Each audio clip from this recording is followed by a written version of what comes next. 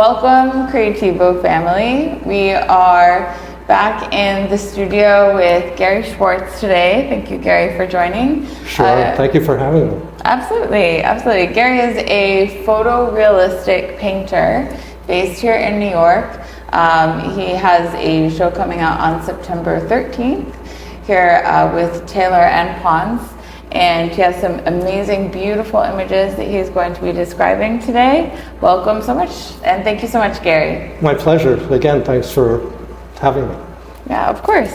So, Gary, how did you get started in this painting world of art? Oh, wow. That is a loaded question. I can actually pinpoint it to my 6th grade art teacher. By the way, we should tell the world I am a full-time art teacher as well. I teach in a private school called York Prep in Manhattan, 6th through 12th grade.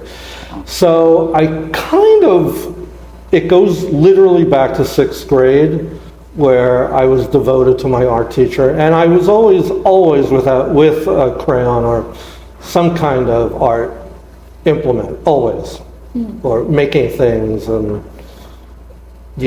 doing flower making. I had a pretzel maker. I mean, if it was a maker, I wanted it. So I was very craftsy from a toddler age. But when I got to 6th grade, Mrs. Girton, my beloved advanced art teacher, I was good enough to be put in advanced art back that was in a Coney Island public school. She took me aside one day and she said, "Gary, you have more going for you in this area." Now I was like 11 in 6th grade, I guess. Mm-hmm. So it may have, gone in one ear and out the other. She said, you're always going to be an artist, and that should be your focus. And I guess I put it, in my 11-year-old back burner, and it stayed with me. And if I could tell you a little story of a great Mrs. Girton story. So, very curious, I love it. So I wound up going to art school. I went to School of Visual Arts in the late 70s, early 80s, and I went into advertising, and I didn't like that field. It was not who I wanted to be. I felt I was always denying my painterly self, because I painted all through high school, and when I was in advertising, I had stopped. I was the one who hired painters to do, the illustrations for my ideas. It was monetarily rewarding, but I hated the job. So at the ripe old age of 26, I went cold turkey and I quit advertising. I just knew this is not going to sustain me as a viable creative life that I had envisioned for myself. But that's a very grandiose thing when you have rent to pay and you say, oh, today I am an artist. You do have to make a living, and if you're not independently wealthy, you have to have a job to pay your rent. So I found a job at the Metropolitan Museum of Art at their information desk, the big round desk in the middle of the Great Hall. And I wound up staying for 3 years. And that's where I first started reading about the photorealists. And when you work at a job like that in customer service in a tourist attraction of the quality of the Met, you pretty much run into everyone pretty much you've ever known in your life, and if you have a photographic memory as a contact with. And someone like Mrs. Girton in the 6th grade, who was so meaningful to me, she walks in to the Met. It's now 30 years later after I was in her 6th grade class. Oh my gosh. And because I have this photographic memory, I said, oh my God, you're Mrs. Girton. And she looked the same to me, but quite a bit older. I guess she was now in her 70s. And she's looking at me, she said, Gary? And and I went, oh my God, I'm so happy you know me. She said, no, that was such a definitive part of her career, as well as, there were so many unique, I guess, individuals in that particular year to meet for lunch a week later at a diner between our 2 apartments. And we met at this diner, and we sit down, and I see she's carrying a little portfolio. And she said, before we order, I have something for you. And she opened it up, and forgive me if I get a little weepy, she pulled out 3 self-portraits that I did in her class from 30 years before, 3 line drawings. But she saved them meticulously in these plastic sleeves, like mint condition, like it was last week that I drew them. She saved them for 30 years. 30, and she gave them to me to keep. And I did get very choked up. And so she stayed in my life until she lived long enough to go to my first one-man show in New Jersey. And that was very exciting for me, and to share that with her, because she was really the very first promoter of my talent, or not promoter, the first one to nurture my talent. Wow. Do you think that's part of why you became an art teacher? Absolutely. Absolutely. There's no doubt in my mind. And I was blessed in public schools in New York at a time when there was something called the Annenberg grant, and this billionaire Walter Annenberg gave the public school system a lot of money to promote arts, all arts, visual, performing arts, in public schools. And I was, I just happened to have been there to be a recipient of those courses and hiring great teachers. I thought being an art teacher was a very cool job to have, which throughout this entire time, post-advertising, I had been developing this style of photorealism. I knew that was the style that attracted me and that I wanted to develop. But the photorealism started at the Met, from you being at the desk. It really, yes. Having a lot of time on my hands when the lobby was slow, to go to the Met. The Met had a fabulous reference library, and as a staff member, you could just take out whatever you want. And so I just started reading every book on photorealism, about Richard Estes, Ralph Goings. These are the names of Chuck Close, my favorite singers. Audrey Flack was one of the very few women photorealists. They were primarily men, for whatever reason. And I just started reading voraciously about that style. So I think the teaching combined everything I like. It's a little bit of entertaining. I have to entertain the kids as well as teach them. Certainly using my creative art skills, sharing what I've learned about art with a younger generation, imparting, I always want to be an art teacher. I think it really did stem from that early experience with Mrs. Girton in 6th grade, and then the great art teachers I had, and hopefully the one from high school who's still very much with us and has become a very close friend of mine. I'm hoping that she comes to this opening on Friday the 13th. Yeah, absolutely, absolutely. No, it seems like you've had a journey, and it was an arc. It was a definite arc, yeah. And I think every artist has that, where you have to define your style and you really have to figure out what your voice is, right? Right, correct, absolutely, yeah. Photorealist, I discovered in high school a painter called Chuck Close, he did these enormous photorealistic heads that are in every museum around the world. I mean, they're at the Met, they're at MoMA. He's huge. Yeah, huge, like wall-size paintings of photorealistic heads, and some are black and white and some are in color, and who said it's okay to create what you want to create using any means possible to reach your end result. There's no cheating, there's no right or wrong. You want to use reference pictures, you want to collage pictures, you want to use hard edges, you want to grid out your picture, you want to trace, you want to all the things that the academicians, that's a hard word, the academy art teachers would say, oh, no, that's cheating. Chuck Close, and then later David Hockney, I'm passionate about the work of David Hockney. They said, no, what you see in your mind's eye that is giving you the inclination, the soul that you have, whatever is inside of you to put this information out into the world, there's no right or wrong. Some of your inspiration also stems from the fact that your father was tied to the Coney Island. He was literally tied to Coney Island. My dad was the manager of Nathan's famous hot dog emporium from 1964 to 1968. So as a wee youth, I would be crawling around in the kitchen of Nathan's and sliding on the French fry grease. A lot of fun.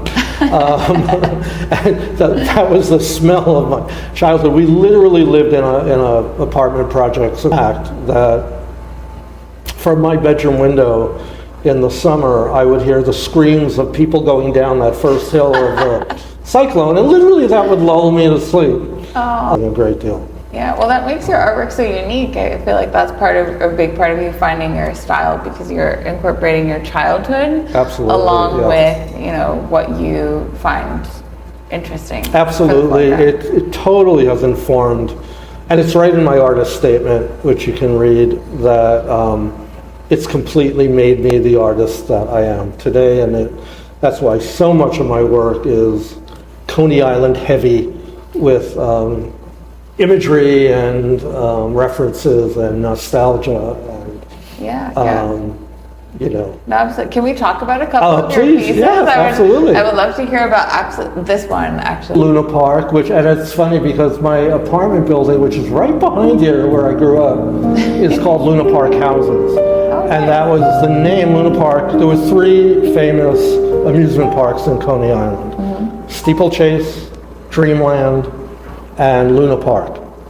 And at the turn of the century, it was the world's playground. It was big hotels, and it was a resort. It was like a major resort. It was the first place where they had electric light bulbs.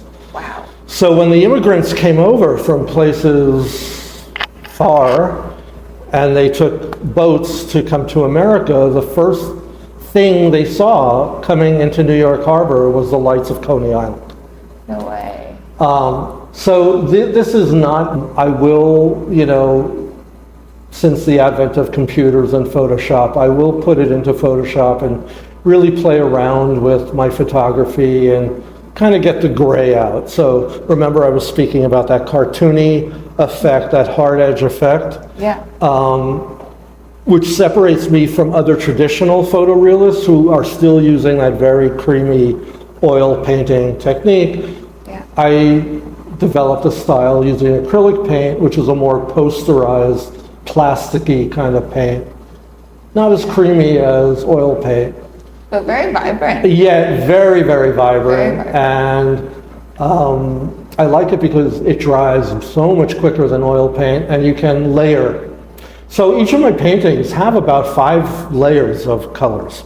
It doesn't look like it because they're so flat, but they're very thin. And sometimes if you look at the side, you can see some of the layers of paint. And that's actually, that goes back to the Renaissance, where most artists would do what was called an underpainting. So the whole painting would start out in a brownish or sepia or burnt sienna color called an underpainting, and then the artist would do a sketch of whatever their genre was and then build up on that with more opaque colors. And that would take a long time because oil paint takes forever to underpaint it. Very almost like a watercolor on canvas. And then you start to build that up. Then you do your drawing. And then you start to build up more opaque color. When you're at a midway point, you put a coat of varnish, not heavy gloss like you see, but a matte varnish. And that gives you this nice kind of new ground to build it up even further. And then you almost like you're doing the painting over again on top of that. And so at the end, you're getting about 6 layers of tone. And even if you don't know it, it does create a richer experience. It makes for a more almost 3D effect. And my work is kind of illusionary in that up close you can see all these squiggles and strange shapes, especially in areas like that. And when you walk away from it, why don't you try that now? Just give a little demo. Walk away from it and start to see how photographic that does become. Watch out for the tripod, but you know, are you seeing what I mean? That I could even see it from sitting down, like the shadows of like the structure of this like ride here, like but it's even like more 3D when you walk out. Yeah. Like the further you walk away, Yeah. it feels like you're in the painting. Right. Like, So that's kind of a little secret illusionary. no, it's beautiful. I love this shadow right here. Like this is like my favorite shadow in the whole thing. I think it makes the entire thing just sink into the wall, actually. Yeah, this one is gorgeous. That's my mother and one of my two brothers. Oh. And that actually started me in this kind of style of time traveling. And what would it be like to take Rembrandt's characters from the 1400s, or Vermeer, this is a Vermeer character from the 1400s, 1500s, and transport them, have them time travel into a 1960s apartment. And so I found this one of my mother holding my brother, and I guess that was at a friend's birthday party in our apartment building. But there was something, now I'm looking at this now as an adult artist, not as a child, and I'm looking at the photo like, oh my God, this is pure Vermeer. The way when my mother is looking out the window, Vermeer always had women in profile. He always had them kind of looking at light. And so the way there was light coming through that window and the way my brother is kind of sneakily looking at the camera, to me was a pure Renaissance image, what was called genre painting at the time.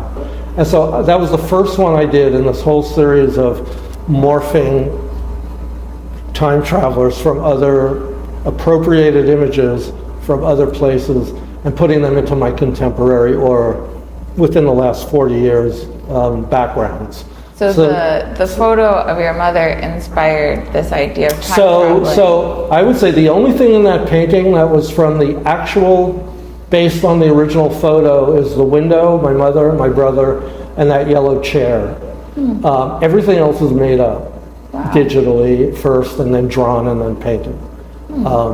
And the painting on the upper left is an actual Vermeer reproduction, which that's my honoring Vermeer, and the painting is called Contemplating Vermeer. I love it.